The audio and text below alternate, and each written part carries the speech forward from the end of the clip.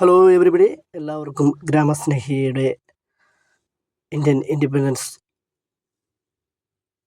ആശംസകൾ. നമ്മുടെ സ്വാതന്ത്ര്യത്തിൻ്റെ ആഘോഷം ഇന്ത്യ മുഴുവനും ആഘോഷിക്കുമ്പോൾ birth of India's freedom, Indian Independence Act, സ്വാതന്ത്ര്യദിനം, അധികാര കൈമാറ്റം എന്നിവയെക്കുറിച്ച് നമ്മൾ പുതുതലമുറയിലേക്ക് സന്ദേശം എത്തിക്കേണ്ടതുണ്ട്. ഇന്ത്യൻ ഇൻഡിപെൻഡൻസ് ആക്ട് പ്രധാനമന്ത്രി Clement Attlee 1947 July 4 House of കോമൺസിൽ ഇന്ത്യൻ ഇൻഡിപെൻഡൻസ് ബിൽ അവതരിപ്പിച്ചിരുന്നു. ബ്രിട്ടീഷ് ഇന്ത്യയുടെ ഭരണസംബന്ധമായ ബ്രിട്ടീഷ് പാർലമെൻറ്റിൽ അവതരിപ്പിക്കപ്പെട്ട അവസാനത്തെ നിയമനിർമ്മാണമായിരുന്നു അത്. 1947 ജൂലൈ 15 ഹൗസ് ഓഫ് കോമൺസും തൊട്ടടുത്ത ദിവസമായ ജൂലൈ 16 ഹൗസ് ഓഫ് ലോർഡ്സും ബില്ല് പാസ്സാക്കുകയുണ്ടായി. ജൂലൈ 18 രാജകീയ അനുമതി നൽകിക്കൊണ്ട് ജോർജ് ആറാമൻ രാജാവ് ബില്ലിൽ ഒപ്പിട്ടതോടെ അത് നിയമമാകുകയും അന്നു മുതൽ നിലവിൽ വരികയും ചെയ്തു. 20 വകുപ്പുകൾ മാത്രമുണ്ടായിരുന്ന Indian Independence Act British parliament ഇന്ത്യക്ക് വേണ്ടി പാസാക്കിയ ഏറ്റവും ചെറിയ നിയമമായിരുന്നു. 1947 ഓഗസ്റ്റ് 15 ഇന്ത്യ സ്വതന്ത്രമാവുമെന്നും അത് ഇന്ത്യയെന്നും പാകിസ്ഥാനെന്നും രണ്ടായി വിഭജിക്കപ്പെടുമെന്നും ആക്ട് വ്യവസ്ഥ ചെയ്തിരുന്നു. 1858 സൃഷ്ടിക്കപ്പെട്ട സെക്രട്ടറി ഓഫ് സ്റ്റേറ്റ്സിൻ്റെ തസ്തികയും നിർത്തലാക്കപ്പെട്ടു. വില്യം ഫ്രാൻസിസ് ഹെയർ ആയിരുന്നു അവസാനത്തെ Secretary of States for India. സ്വാതന്ത്ര്യത്തിൻ്റെ സമയത്ത് ബ്രിട്ടീഷ് ഇന്ത്യയിൽ ചീഫ് കമ്മീഷണർമാർ ഭരണം നടത്തിയിരുന്നു. 11 മുഖ്യ പ്രവിശ്യകളും മൈനർ പ്രവിശ്യകളും ഉൾപ്പെടെ 17 പ്രവിശ്യകളാണ് ഉണ്ടായിരുന്നത്. വടക്ക് പടിഞ്ഞാറൻ അതിർത്തി പ്രവിശ്യ ബ്രിട്ടീഷ് ബലൂചിസ്ഥാൻ, കുർഗ്, അജ്മീർ, മെർവാറ, ആൻഡമാൻ നിക്കോബാർ എന്നിവയാണ് ചീഫ് കമ്മീഷണർമാർ ഭരണം നടത്തിയിരുന്നവ.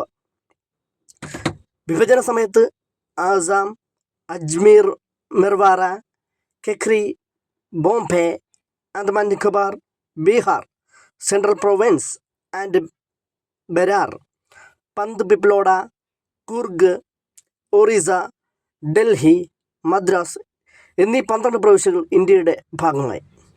സിന്ധ്, വടക്ക് പടിഞ്ഞാറൻ അതിർത്തി പ്രവിശ്യയും ബലൂചിസ്ഥാൻ എന്നീ 3 പ്രവിശ്യകൾ പാകിസ്ഥാൻ ലഭിച്ചു. പഞ്ചാബും ബംഗാളും ഈ രാജ്യങ്ങൾക്കുമായി വിഭജിച്ചു. പടിഞ്ഞാറൻ പഞ്ചാബ് പാകിസ്ഥാൻ ഭാഗമായപ്പോൾ കിഴക്കൻ പഞ്ചാബ് ഇന്ത്യൻ സംസ്ഥാനമായി. ബംഗാളിൻ്റെ പശ്ചിമഭാഗം ഇന്ത്യക്ക് ലഭിച്ചപ്പോൾ കിഴക്കൻ ബംഗാൾ പാകിസ്ഥാൻ്റെ ഭാഗമായി.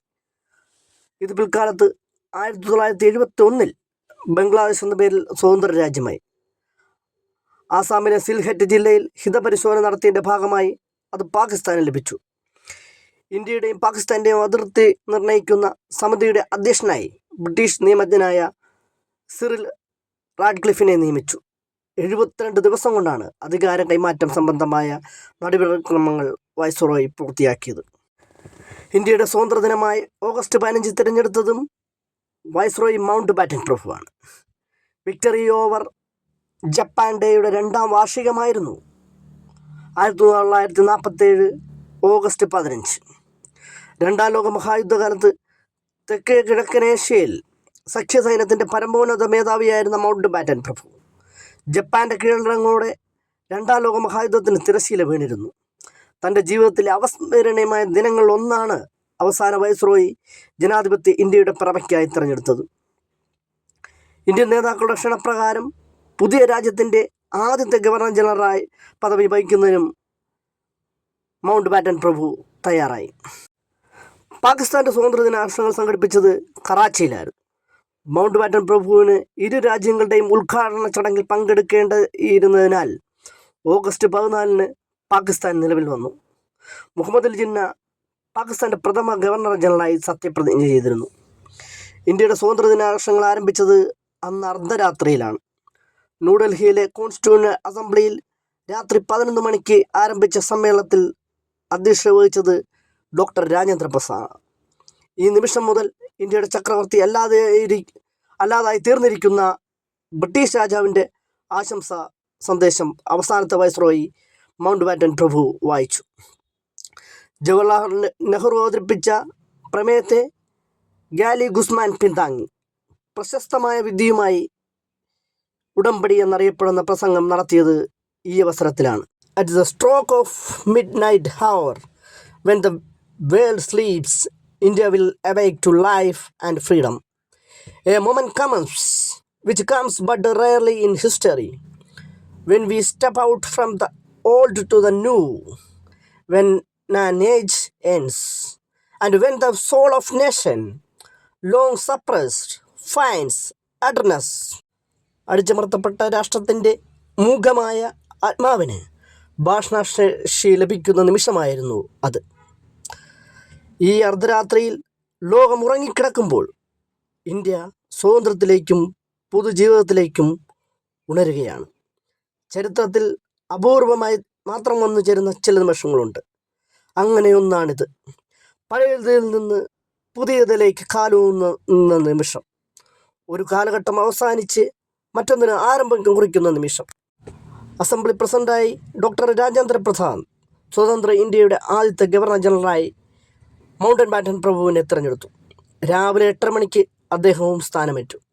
അസംബ്ലി അംഗങ്ങൾ രാജ്യത്തെ സേവിക്കുമെന്ന് പ്രതിജ്ഞയെടുത്തതിനു ശേഷം ഒരു സംഘം വനിതകൾ ഹൻസ മേത്തയുടെ നേതൃത്വത്തിൽ ഇന്ത്യയുടെ ദേശീയ പതാക അസംബ്ലി അധ്യക്ഷൻ ഡോക്ടർ രാജേന്ദ്ര പ്രസാദിന് സമർപ്പിച്ചു. നെഹ്റു സ്വതന്ത്ര ഇന്ത്യയുടെ പ്രധാനമന്ത്രിയായി സത്യപ്രതിജ്ഞ ചെയ്തു. ഗവർണർ ജനറലാണ് സത്യവാചകം ചൊല്ലിക്കൊടുത്തത്. പിറ്റേ ദിവസം ഓഗസ്റ്റ് 15 രാവിലെ 10:30 കോൺസ്റ്റിറ്റ്യൂവന്റ് അസംബ്ലിയിൽ ജവഹർലാൽ നെഹ്റുവും ദേശീയ പതാക ഉയർത്തി. അന്നേ ദിവസം ഉച്ചയ്ക്ക് ശേഷം ആദ്യത്തെ പബ്ലിക് ഫ്ലാഗ് സല്യൂട്ടേഷൻ ചടങ്ങ് ഇന്ത്യ ഗേറ്റിന് സമീപം പ്രിൻസ് പാർക്കിലെ വാർ മെമ്മോറിയൽ നടന്നു. ഡൽഹിയിലെ റെഡ് ഫോർട്ടിൻ്റെ ലാഹോർ ഗേറ്റിൽ ഓഗസ്റ്റ് 16 ജവഹർലാൽ നെഹ്റു ദേശീയ പതാക ഉയർത്തുകയുണ്ടായി. തുടർന്ന് എല്ലാ സ്വാതന്ത്ര്യദിനത്തിലും പ്രധാനമന്ത്രി റെഡ് ഫോർട്ടിൽ പതാക ഉയർത്തിയ ശേഷം രാഷ്ട്രത്തെ അഭിസംബോധന ചെയ്യുകയെന്നത് പതിവ് ചടങ്ങായി. ഡൽഹിയിലെ സ്വാതന്ത്ര്യദിനാഘോഷങ്ങൾ നടക്കുമ്പോൾ വിഭജനത്തെ തുടർന്ന് ഇരു രാജ്യങ്ങളിലേക്കും ജനങ്ങൾ പരസ്പരം പലായനം ചെയ്യുകയായിരുന്നു. പാകിസ്ഥാനിൽ നിന്ന് ഹിന്ദുക്കളും സിഖുകാരും ഇന്ത്യയിലേക്കും, ഇന്ത്യയിൽ നിന്ന് മുസ്ലിങ്ങൾ പാകിസ്ഥാനിലും പ്രവഹിച്ചു. കൊലയും കൊള്ളിവെപ്പും പിടിച്ചുപറിയും വ്യാപകമായി അരങ്ങേറി. തലമുറകളായി താമസിക്കുന്ന മണ്ണിനെ ഉപേക്ഷിച്ച് പാകിസ്ഥാനിലേക്ക് പോകേണ്ട എന്ന് തീരുമാനിച്ച മുസ്ലിങ്ങൾ ഇന്ത്യയിലേക്ക് പോകേണ്ട എന്ന് തീരുമാനിച്ച ഹിന്ദുക്കളും സിഖുകാരും പാകിസ്ഥാനിലും ഉണ്ടായിരുന്നു. എന്നാൽ വമ്പിച്ച സ്വത്ത് ഉപേക്ഷിച്ച് രാജ്യം വിട്ട ആളുകളും കുറവായിരുന്നില്ല. 2.5 ലക്ഷം മുതൽ 5 ലക്ഷം വരെ ആളുകൾ ഹിന്ദു മുസ്ലിം സിഖ് സംഘർഷങ്ങളെ തുടർന്ന് അതിർത്തിയുടെ ഇരുഭാഗത്തായി മരണമടഞ്ഞതായി കണക്കാക്കപ്പെടുന്നു. മറ്റു ചില കണക്കുകൾ പ്രകാരം ഇത് 15 ലക്ഷം വരെയാണ്. ബ്രിട്ടീഷ് ഇന്ത്യയിൽ അവസാനമായി സെൻസസ് നടന്നത് 1941 ബ്രിട്ടീഷ് ഇന്ത്യ നാട്ടുരാജ്യങ്ങൾ, ഏജൻസികൾ എന്നിവിടങ്ങളിലായി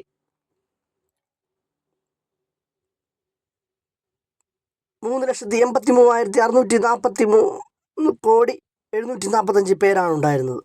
ജനസംഖ്യയുടെ 29,41,71,961 ബ്രിട്ടീഷ് ഇന്ത്യയിൽ 10% പേർക്ക് മാത്രമാണ് വോട്ടവകാശമുണ്ടായിരുന്നത്. ഇന്ത്യ വിഭജനത്തിൻ്റെ ഫലമായി 18% ഭൂവിസ്തൃതിയും 23% ജനസംഖ്യയും പാകിസ്ഥാനിലായി. സ്ഥാവര ജംഗമ വസ്തുക്കളും സൈന്യവും ഖജനാവും ഇരു രാജ്യങ്ങൾക്കുമായി പങ്കിട്ടെടുക്കുവാനും വ്യവസ്ഥ ഉണ്ടായിരുന്നു. 1951 സെൻസസ് പ്രകാരം ഇന്ത്യയിലേക്ക് വന്നവരുടെ എണ്ണം 7,29,05,870 പേരാണ്. സിഖുകാർ ഏറ്റവും കൂടുതലായി ഉണ്ടായിരുന്ന പഞ്ചാബിനെ 2ആയി വിഭജിക്കുകയും ചെയ്തിരുന്നു. അവിടെ സംഘർഷം രൂക്ഷമാക്കുകയും ചെയ്തിരുന്നു. ഏറ്റവും കൂടുതൽ പേർ കൊല്ലപ്പെട്ടത് പഞ്ചാബിലാണ്. സോഷ്യൽ ഇക്വാലിറ്റി ആർമിയും ഗ്രാമസ്നേഹി ന്യൂസ് റിപ്പോർട്ടും ചേർന്ന് നടത്തുന്ന വോട്ടവകാശത്തിൻ്റെ 93ാമത് വാർഷികവും ശ്രീനാരായണ ഗുരുവിൻ്റെ ജന്മദിനാഘോഷവും മഹാത്മാഗാന്ധിയുടെ ജന്മദിനാഘോഷവും ഒരു വർഷം നീണ്ടു നിൽക്കുന്ന സ്വാതന്ത്ര്യദിന സന്ദേശ ജാഥകളും സെമിനാറുകളും ചർച്ചകളും അവബോധന ക്ലാസുകളും നടത്തുവാൻ ആഗ്രഹിക്കുകയാണ്. എല്ലാത്തിനും പൂർണ്ണ പിന്തുണയും സ്നേഹോഷ്മളമായ സ്വാഗതവും ലഭിക്കണം എന്ന് അഭ്യർത്ഥിച്ചുകൊണ്ട് ഈ സന്ദേശം ഇന്ത്യയിലെ എല്ലാ പൗരന്മാർക്കും, ഇന്ത്യയിലെ യുവജനതയ്ക്ക് പ്രയോജനമാകട്ടെ എന്ന് പ്രാർത്ഥിച്ചുകൊണ്ട് സർവശക്തൻ അനുഗ്രഹിക്കട്ടെ എന്ന് ആശംസിച്ചുകൊണ്ടും എല്ലാവർക്കും ഒരു ശുഭദിനം.